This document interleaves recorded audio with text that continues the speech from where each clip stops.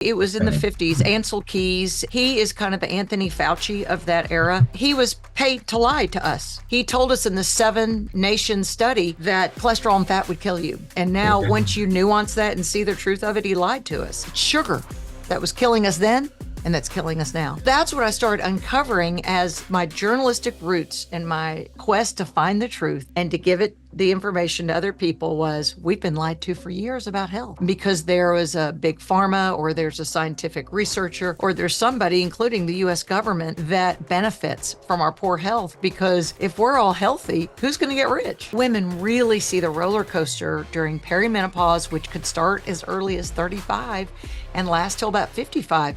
That's when the divorce rate skyrockets.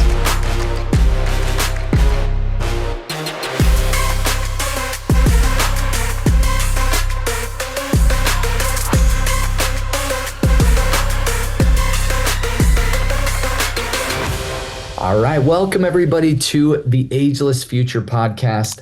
I am joined today by a really unique guest that I'm very excited to interview here.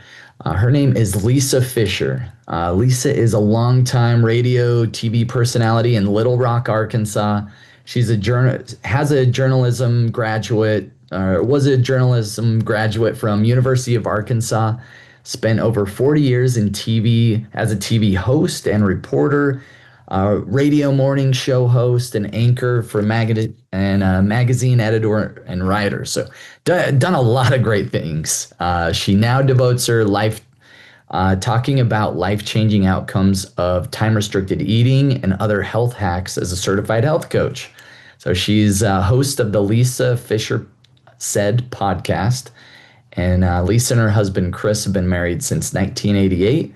They have 3 outstanding adult children and 3 adorable grandchildren, hoping for more. I love the last part. That's great. So, Lisa, it sounds like you spent a whole career in TV, reporting, radio, all those things. And now you've kind of transitioned to a lot more health-related. You're a certified health coach. So tell me a little bit about what's your story? How'd you get there? Well, if you look at journalism before 2020, and I really mean this seriously, journalists were really, their job was to go get the facts and bring them back and tell you what the facts were. They were not to shade their opinion. No one cared who you voted for, what you thought, or anything, right? Things change. We know that the world kind of split in two during 2020 because of an election and because of a worldwide pandemic. So before that, I loved, and I still do, I love the hunt of information. I love researching. You give me a topic, because journalists also work on a deadline. So you give me a topic, you tell me what we need. We need 2 sound bites, or we need 750 words for a magazine article. I know all the different paradigms on how to deliver news to you. And my job really is to gather that information and give it to you. And I say all that because after 2020, we started seeing that it was shifting to a position that the information was given only if Pfizer paid for the ads on that news show, or only when there was a financial interest, and we weren't given the truth. So I left morning radio. That's when you get up at 3:45 or 4 a.m.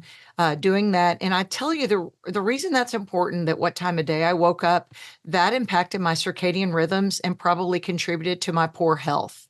Because you getting sunlight in the morning and those first 30 minutes of sun rays is probably the most important thing you can do for your health, besides the food on your fork, or if you're time restricted eating, which is so important to me. So for years, I was in a little bitty studio with no sunlight because I thought I was doing myself a favor by protecting myself from that mean old sun. And then I realized that the SUN and the SON, because I'm a Christian, but the SUN gives life. And so all those years, all of us that were in radio and TV, everyone listening that has that background is nodding with me going, yes, you're in a tiny little room with a lot of artificial blue light. And, people, I never smoked, but people go outside for the smoke break. You come back, you do breaking news. Also in that lifestyle, I had a lot of cortisol pumping through my veins Oh yeah, because I could you were imagine. always ready to go now. Like they pointed the Uh, finger, you're on, go. And so you had to be able to think of the facts from that story, if we're talking about fact gatherers, or the details in that story. And everything was, I was on full throttle for years. Um, I did have a very difficult childhood. So my ACE score is very high. My adverse childhood experiences, if you do the test, you can Google it, adverse childhood experiences, kind of say it one or two. Oh, you may have a tummy ache. Girl, bruh, is the kids say. The kids say bruh and the girls say yeah, girl. definitely, Yeah, bruh. yeah, mine's like a 7 or an 8. It's very, very high. And because of that, Wow. I have a lot of autoimmune conditions. This is the one that's most obvious for you looking at me because you're looking at me. I have vitiligo, but I also have Hashimoto's thyroiditis. And I had all these things at the time that I was on the radio. I was homeschooling my kids. I do have a lot of energy, which I can do a lot, but that's not great for your cortisol or your adrenals. I didn't know, Cade, I wasn't being kind to my body. And then when I left radio in 2018, my son's the one that told me, my son's an engineer and they really do, their job is to do a deep dive into any right, the topic that they're working on. So he's the one that came home and told me about this magical time restricted eating, intermittent fasting, if you want to call it that. And I thought he was insane because I was told I had to eat 19 times a day to keep my blood sugar up all a lie. Yeah. There's been so many myths. And what's funny is it seems like we still uncover more and more.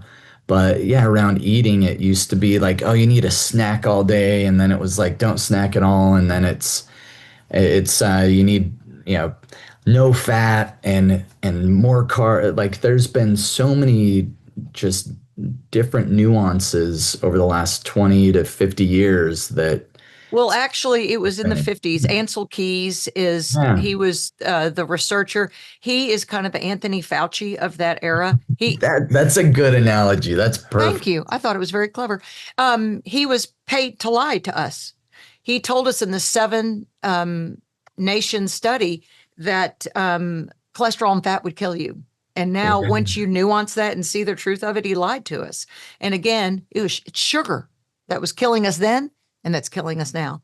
So that's what I started uncovering as my journalistic roots and my quest to find the truth and to give it the information to other people was we've been lied to for years about health because there was a big pharma or there's a scientific researcher or there's somebody, including the US government, that benefits from our poor health. Because if we're all healthy, who's going to get rich? I mean, if we don't need the doctor, how's he going to get to win the trip to Cabo every year? If he's not writing my favorite prescription or whatever it is. I'm Yeah. using that as a term, but I'm just making a blanket statement that we know a carrot that dangles for the provider. We know that. And we don't even need to argue about it. Google it. And sometimes you don't Google it, you duck, duck, go it, or you find another Another way source. for you, yes, because you're being lied to. Even when people say, well, my chat GPT said, I go, who's funding that? Like I have a skepticism. And that's one thing that's helped me kind of walk into health was with the skepticism that said it. That's really, as a journalist, was kind of my thing was if you say it's this, I need to look at, but what about the other side? And that's what I hope your listeners or viewers, however we're doing this platform, would concern themselves was to look at, well, if Lisa says this, what about the other side? So I say, test anything I say with the science, and then let's have a glass of sparkling water together because I'm right. That is yeah, I love how you look at contrasting. So let's back to your story. So you talked about time restricted eating. Your son kind of got you Comes interested home in from that. college and says, have you heard about this thing where, because he was at LSU and a lot of the athletes were doing it in the off season. Have you Oh, heard about this? good. Have you heard about this intermittent fasting? I went, I can't do that because I have to eat 19 times a day because I have Hashimoto's and I have low blood sugar and blah, blah, blah, blah. And he was like, Mom, don't, simmer down because I got real defensive. And then I said to him, that was a Friday night at 6:30. I said, what do I do? And he goes, don't eat again until tomorrow at 12:30. I said, but I have to eat for, my 9 snacks and my this and my almonds at 3. And he went, no, you don't. And he was right. And so it gave me a clarity because once you start firing those ketones for fuel, you feel your best. But what I've had to do, Cade, as I've gotten older, as we're all getting older, as we're listening to this and watching it, is I had to make some adjustments. And though in the beginning, I only ate from 12:30 to 6:30, and then I did 2:30 to 4:30, and then I didn't eat Mondays. And then sometimes I'd go Monday through Wednesday. I was then pushing out too much cortisol again because as women go through an ovarian decline and they go through menopause, then we make too much cortisol and insulin.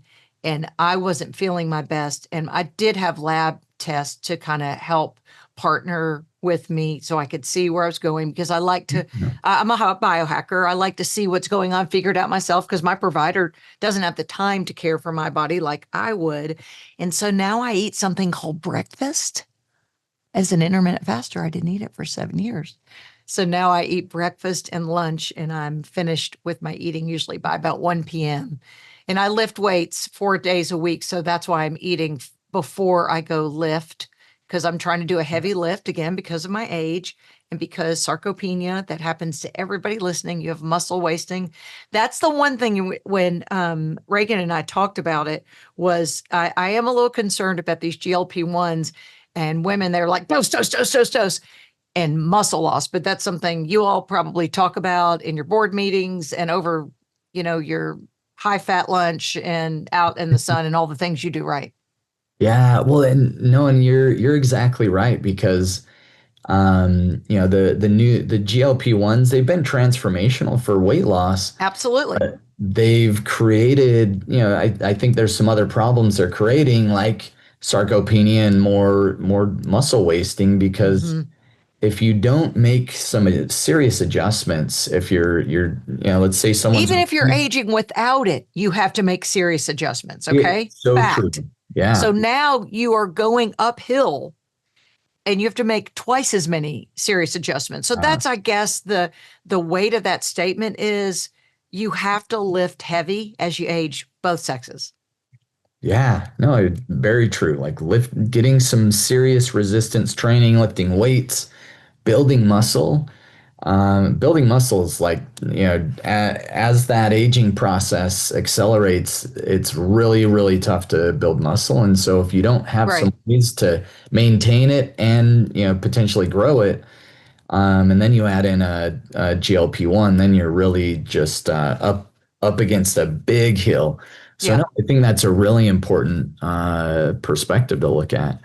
So, Lisa, I'd like to let's talk a little bit, some of your personal journey and just your resilience. Sounds like you've gone through just a lot in your lifetime, and I'm really intrigued in how did you get into journalism? So, we talked about how you got into health. I'm actually intrigued of what spurred that. I'm nosy. Always have been at a young age. So my story is I was born in Newark, New Jersey to a beautiful red-haired mother and a Russian Jewish father. But they were both addicts. They were both alcoholics. And they didn't stay married long. My father ran around with Rodney Dangerfield in New York in the 50s and 60s because they were all the little Jewish comics ran around together and they were siding salesmen. They're known as Tin Men. And my mother and I lived in Newark or outside of Newark, Elizabeth Roselle Park. If you ever watch The Sopranos, that's exactly where my people are. Okay. And so we moved to New Orleans when I'm 10 because addicts a lot of times like to get a new kind of location, because that'll change things. And it didn't. And I came home from school one day, 3 weeks after my 12th birthday, and she had overdosed and died. So I had no family, and I had cousins in Arkansas who just came to get me for a few days, and they ended up adopting me. And everything changed. I was in a small town. I lived with a mother and father who were married. I'd never had a father in the home. We lived in a home, not an apartment. It wasn't riddled with gunfire like some of the neighborhoods I'd lived in Jersey and New Orleans. So it was a totally a big shift for me, but there was also just a lot of change with that. It's just a difficult time to lose, your custodial Yeah. parent at 12 years old. But during all that, I was always, and the people who raised me would tell you that I was always the inquisitive one. I was always the one that wanted to make people laugh because despite all this fact telling I'm telling you now, I have the good sense of humor. I love to have fun. I got the Mr. Microphone when I was in the 8th grade and I walked around the house. I interviewed people. Like it was always just who I am. It's in my DNA. I'm just nosy and I want to know what's going on and I want to tell everybody what's going on. I'm the town crier. Yeah. So I actually got my degree. It's in journalism, but a coach at my high school, I was the editor of my high school newspaper. I contributed to the local newspaper as a sports writer. Like I was doing that young, I was giving speeches for people. It's just, again, you don't want me doing your math. You certainly don't want me to do any science for you. But if you need someone to talk about your business or to use words, I'm your girl. But I had a coach in high school who said, you ought to consider, you're going to do journalism. Yes. He said, you ought to consider public relations and advertising. So actually my degree in journalism, there's an umbrella at the University of Arkansas, and I chose the PR advertising side because I thought if I couldn't get a job in front of a camera or microphone, I would easily be the one that could tell about that business. So that's what I am. I'm the PR agent for good health, fasting, women, and bioidentical hormone replacement therapy. I see it all the time. Women who aren't educated, and the journalist in me wants to tell them, look Yeah. what you can do. You can feel better.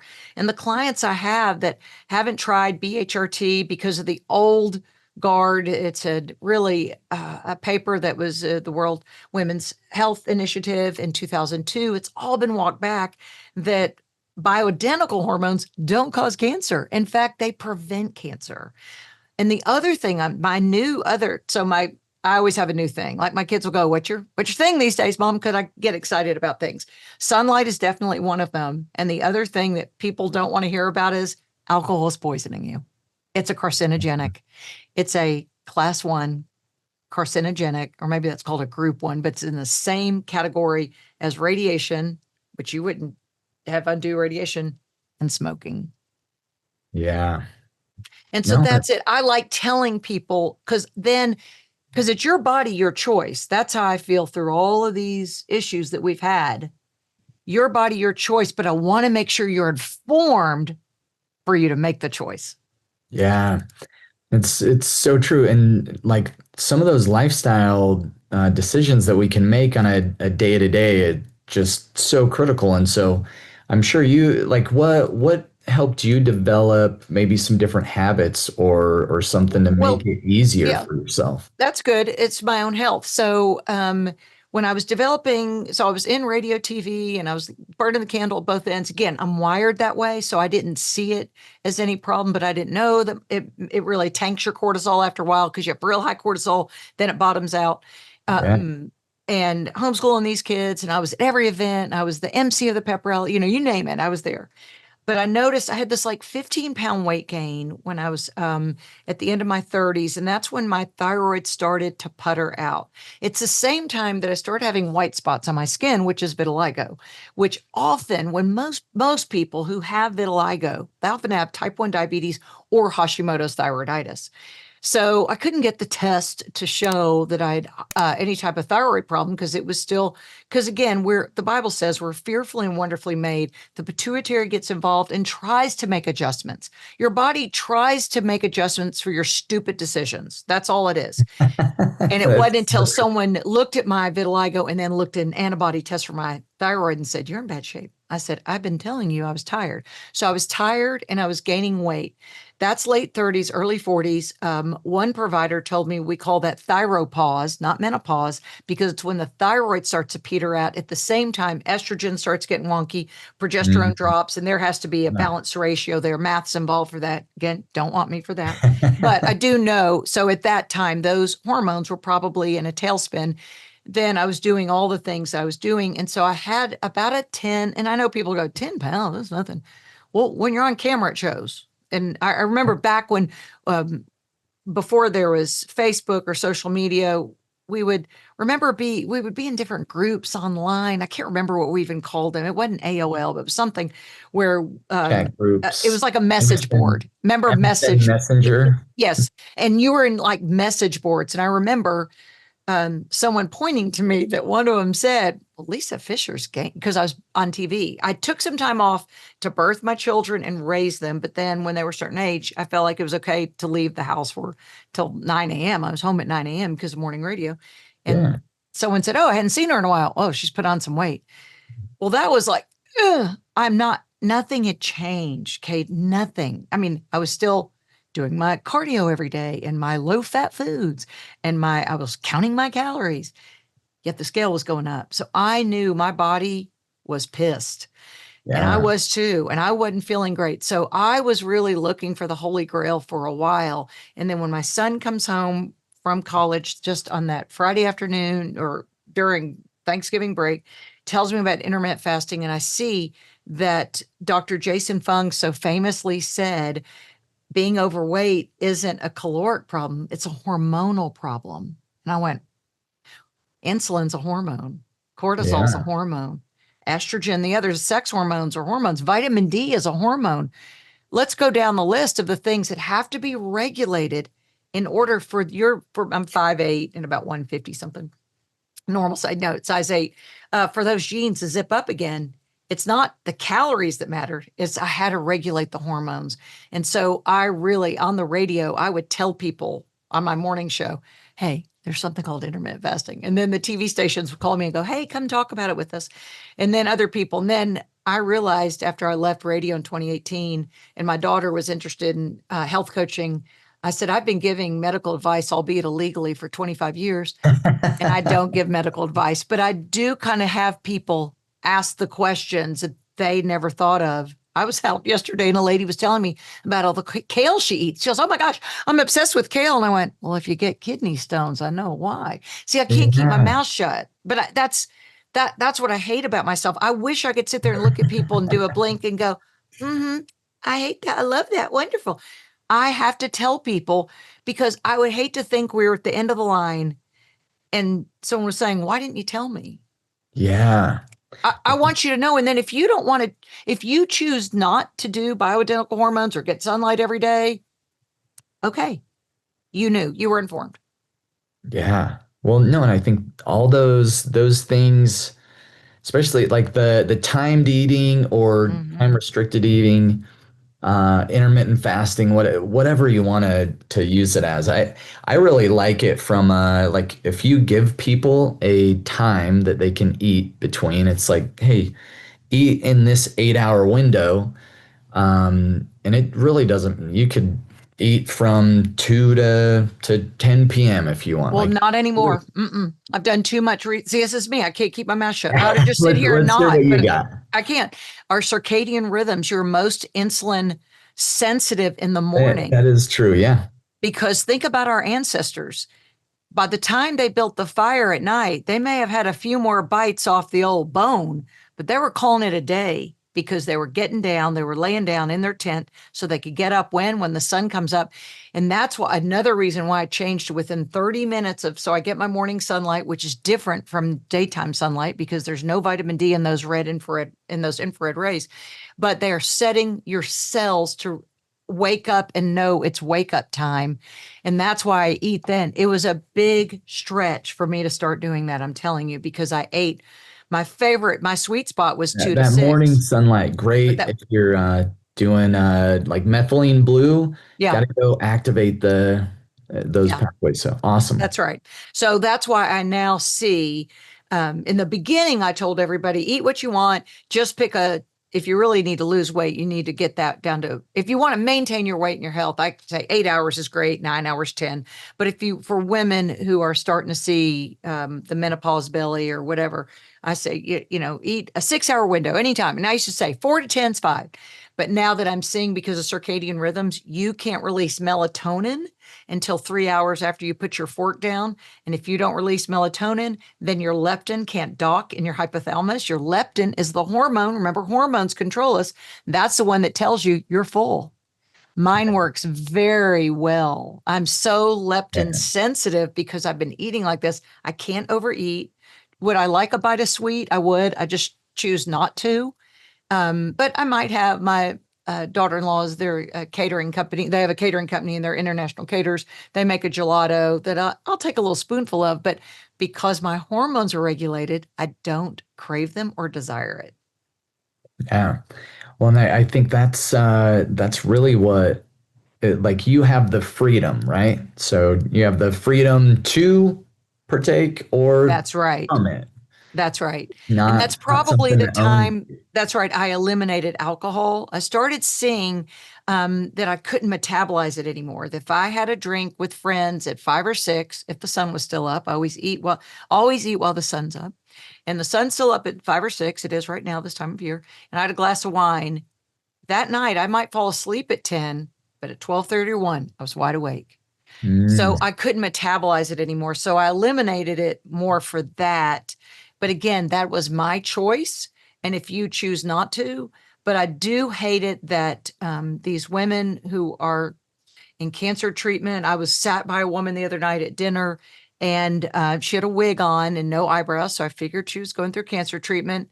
She was going, I'll take another glass of Chardonnay and another. And I'm not judging. I'm just saying, I wish someone would inform her because she thought she was doing the right thing. Because I saw she ordered the fish and something else that is probably healthy, but no one's told her that the genesis of her cancer could have been something as simple as that nightly consumption of a glass of wine. yeah. No, it's very, very true.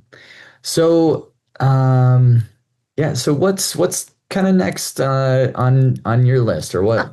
Any big projects you're I'm working on still right waiting to get discovered. And when I do, instead of the movie Almost Famous, it's going to be Finally Famous. I still do actually like Investigation Discovery Channel, the ID channel, or one of those channels. You'll see, flip through your channels and go, that's a girl I just saw on that podcast. So I still do those kinds I of things love for it. people. I know because I still, again, love to tell the story. But right now, my biggest passion is for women in your 40s. Here's the other thing I've noticed that women in their 40s and 50s is the highest divorce rate Mhm. because their hormones turn down and they think it's their spouse and their kids when it's them. But they go to their provider and their provider, because of the in service the provider had from Big Pharma that told them to take an antidepressant, you're likely not depressed.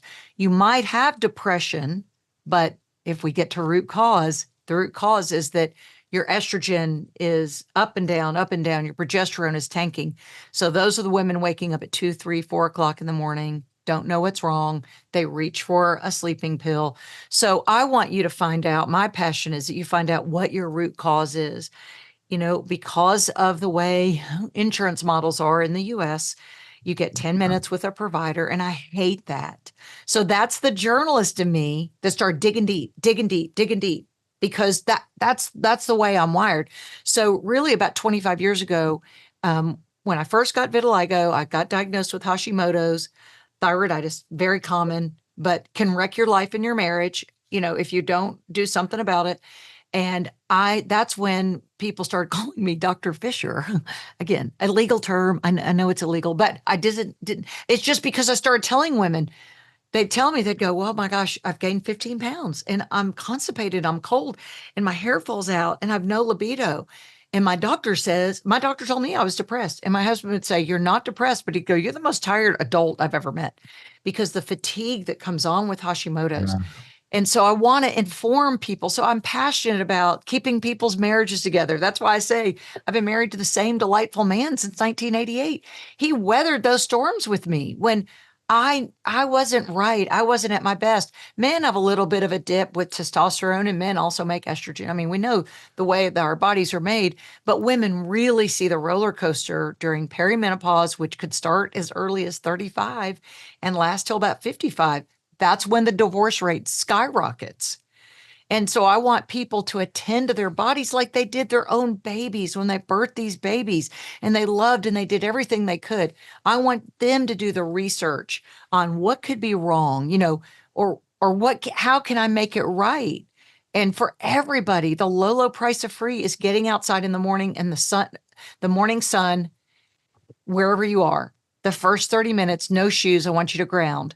Then I want you to come back inside, try to eat something high protein. I want, if you can lift weights, drink water with salt in it, get your electrolytes going.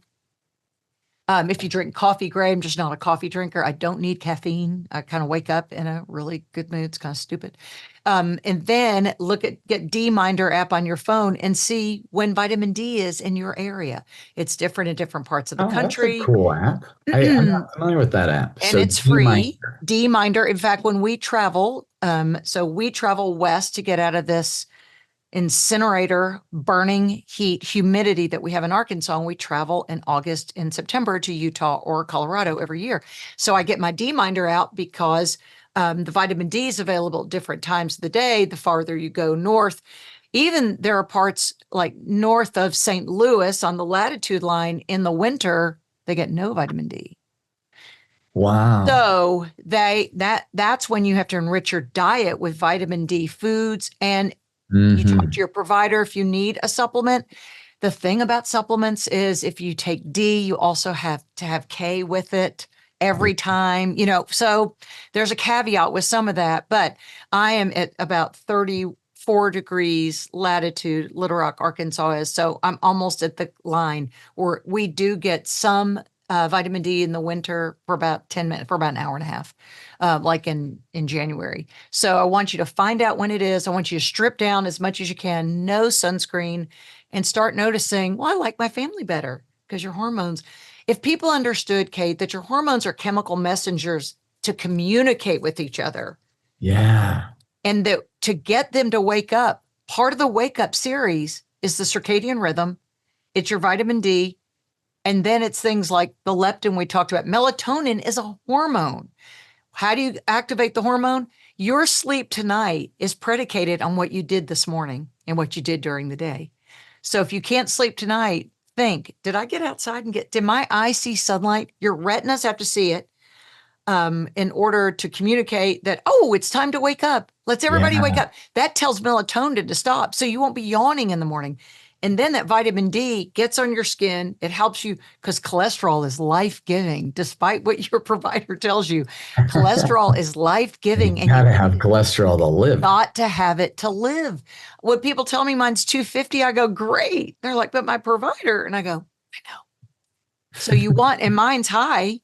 I get a lot of sunlight. I eat a lot of meat. I eat a lot of red meat, beef, butter, bacon, and eggs.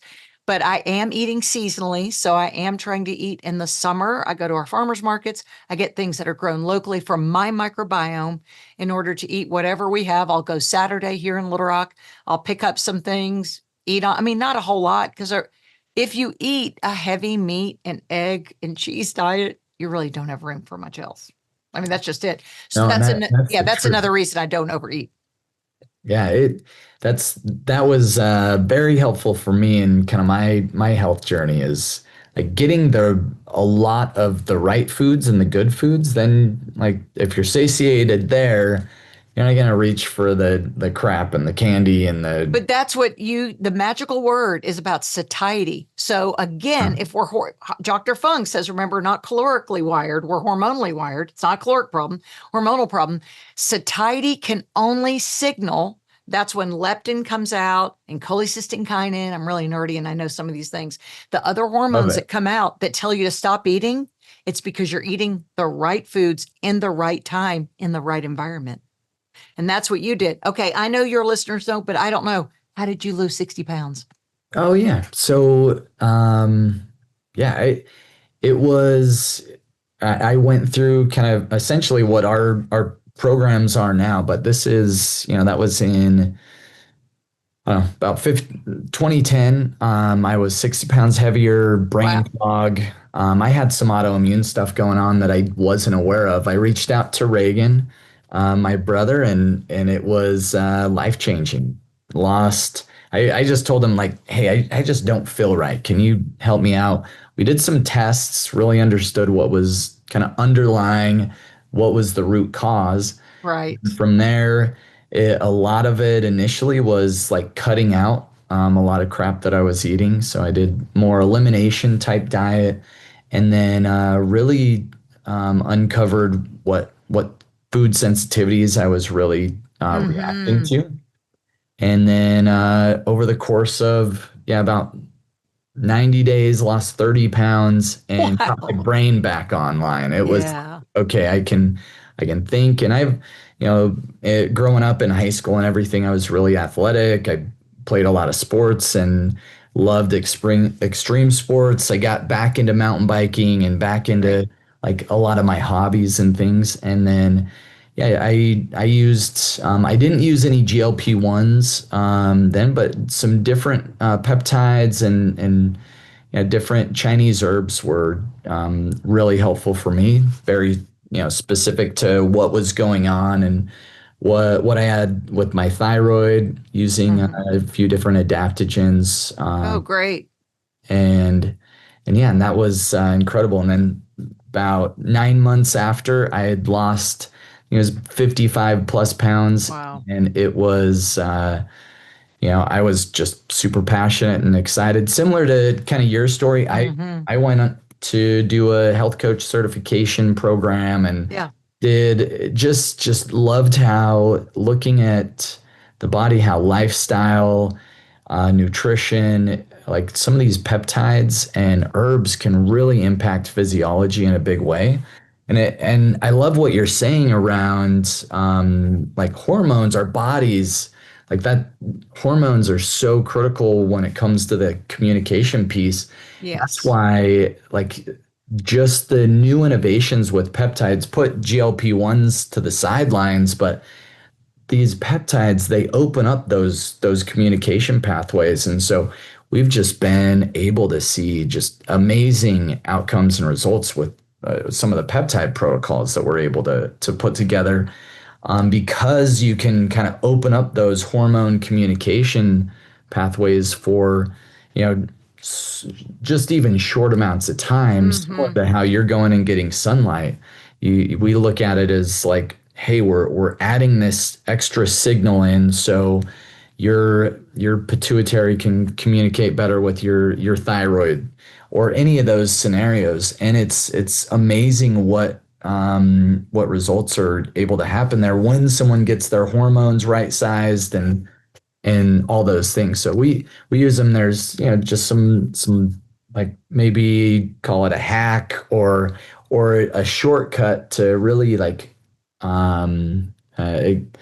enhance that pathway. So, but yeah, that's a little bit about my story. Well, it really, what we're both talking about is living the way our, now we'll say our great grandparents lived. They didn't have blue lights on around them all the time. They Oh didn't have yeah. access to food 24/7. There was no Uber Eats. There was no blue screen in front of them. The modern conveniences have contributed to obesity and a lot of autoimmune conditions and a lot of stress. Being in front of a blue screen is stressful to your mitochondria, and that's the So powerhouse of the true. cell. So we Yeah. want our mitochondria to feel protected and strong in order to get the things done that it's supposed to do, but it's hampered. There, it's impaired. The other thing I do is, where did I put them? Oh, here they are. At the minute we have sunset, I put on my blue light blocking Nice. glasses. Those I look good. Yeah, those are the orange lens for at night, and I just ordered the yellow lens if I'm doing a lot of blue screen work, in front of my Yeah. computer during the day. And I do that again to protect my mitochondria, so that my brain isn't confused at. So we're seeing sunset now because I really keep up with this at 8 p.m. in Arkansas. It's August 13th. That, as we know, in the northern hemisphere, there'll come time where it gets dark at about 4 and gets light again the next day at 9. That's how it feels. It's not that bad. It is in England, in Europe, parts of Europe. But with these glasses, I'm telling my brain, yes, the sun is setting. It's not up. See, if you have your screen in front of your eyes at night, your brain is telling your body, don't make the melatonin. It's not Yeah. time to go to bed. And again, Wait time. Yeah. that's right. So I'm just trying to get back I mean, I would love I love Lucy throwback. I would love to wear a little apron like that and heels and greet my husband in a strand of pearls and tell him that dinner's ready. I would love that life. I think that is so classic and so beautiful. Of course, all those people were smoking back then. I do not recommend smoking. But I tell you one thing I am looking into is doing um, nicotine. What about have you looked into that? The nicotine, the patches, or doing a lozenge or something for focus? Yeah. So yeah, there's some new, like very recent data and research showing, and some older stuff that like, nicotine's not necessarily the enemy of, It is what of the lung. It's the lungs. it's all the garbage that's inside That's the right. The tar cigarettes and the and the other things that are tobacco in the cigarette. products. Right. Hmm. But yeah, nicotine's an amazing nootropic, and it That's can right. super like help with focus, mental acuity. There's you can go overboard and have too much, and it is something that can be fairly addicting. And so that's one thing you got to kind of watch out for. But yeah, nicotine's actually, it's great, especially if you're trying to focus and just like I know. work I've on a project. so someone Small told me, amounts. now of course this is not medical advice. My attorney wanted me to tell you, but she said she went to Walgreens and there was a patch for smokers, but it's a 24-hour patch. So she cut it into smaller pieces, I guess, because I've never had caffeine. I've never smoked a cigarette. I mean, I've never had nicotine, never smoked a cigarette. So it would probably jolt me if, I mean, I wouldn't put that whole patch on, but Yeah, I'm you wondering, can don't I, don't do that whole batch. that's what I was wondering. So do you think there is a peptide? Now we used to say there's an app for that. Now, is there a peptide for that for focus? Oh, yeah, absolutely. Yeah. What, So we have which there's one do you like? different Let me jot that nasal. down. Yeah. So there's NAD, and neuro NAD is Sure. great Yeah. for nasal spray. Okay. There is CMAX and Selenk are both cognitive focus kind of Okay. that's focus blend. Those are great as well. Okay. I'm Uh, interviewing you too at the same time, it looks like, but I had to get that intel in while I was here. The yeah. journalist had to ask the press conference, who's at the press conference, the speaker, the question. Yeah. And another really good combo, like RG3 synapsin. It's got ginsengenoids as well as some methylcobalamin, so B12 Oh, yeah. and synapsin, and it just helps with neuro reduces neuroinflammation, can help with memory, cognitive Right. focus. So yeah, those there most of them are nasals. There are some injectables, like you can get Selenk and C-Max in injection form. I personally prefer the nasal sprays. It's I feel simpler. like they work a little better Oh, too. okay. Good. Yeah. Okay. Got that down. Yeah, That's so you can test those out. To tell your audience that you got to try out some C-Link, C-Max, the RG reason Future. my entire platform is called Lisa Fischer Said is because for years people shopped at a business or they bought something at a favorite store. Why? Because Lisa Fischer said.